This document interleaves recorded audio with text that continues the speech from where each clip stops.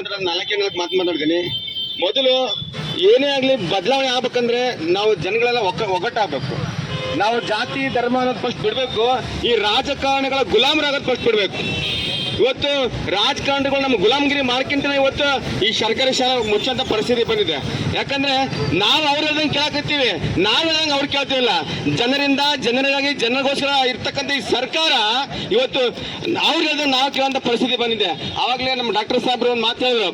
ಯಾಕಂದ್ರೆ ಏನೇ ಒಂದು ಯೋಜನೆನ ಹಾಕ್ಬೇಕು ಸರ್ಕಾರ ಅಂದ್ರೆ ಸಾರ್ವಜನಿಕರಿಗೆ ಕೇಳ್ಬೇಕು. ಯಾಕಂದ್ರೆ ನಾವು ಮತವನ್ನ ಹಾಕಿ ತಮ್ಮನ್ನ ಗೆಲ್ಸೋದು ನಮ್ಮಿಂದ ನೀವು, ನಿಮ್ಮಿಂದ ನಾವಲ್ಲ.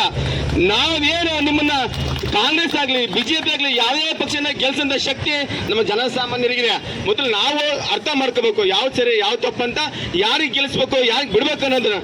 ನಮ್ಮ ಹಕ್ಕುಗಳನ್ನ ಅವರು ಸರಿಪಡಿಸ್ತಾ ಇದ್ರೆ ಅಂತ ಸರ್ಕಾರ ನಮಗೆ ಏನಕ್ಕೆ ಬೇಕು ಅಲ್ವಾ? ಹಂಗಾಗಿ ನಾವೆಲ್ಲ ಒಗ್ಗಟ್ಟಾಗಬೇಕು. ಫಸ್ಟ್ ಜಾತಿ ಧರ್ಮನ ಬಿಡಿ, ಒಗ್ಗಟ್ಟಾಗಿ ನಾವು ರಾಜ್ಯದ ಯೋಚನೆ ಮಾಡೋದು ಬೇಡ.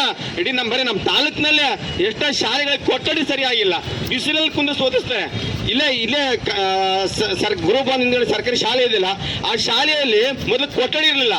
ನಾನು ನಮ್ಮ ಸ್ನೇಹಿತ ಯಮ್ನೂರ್ ಅಂತೇಳಿ ಬಿಸಿಲಲ್ಲಿ ಕುಂದಿಸಿ ಓದಿಸೋರು. ಅದೆಲ್ಲ ನೋಡಿ ಬಹಳ ಬೇಜಾರಾಯ್ತು. ಅವಾಗೆಲ್ಲ ನಾವು ಹೊಸದಾಗಿ ಹೋರಾಟಕ್ಕೆ ಬಂದಿರೋದು ನೋಡಿ, ಅದನ್ನ ಹೋರಾಟ ಮಾಡಿ ಕೊಟ್ಟರೆ ಆಗೋದು ಬಿಡ್ಲಿಲ್ಲ.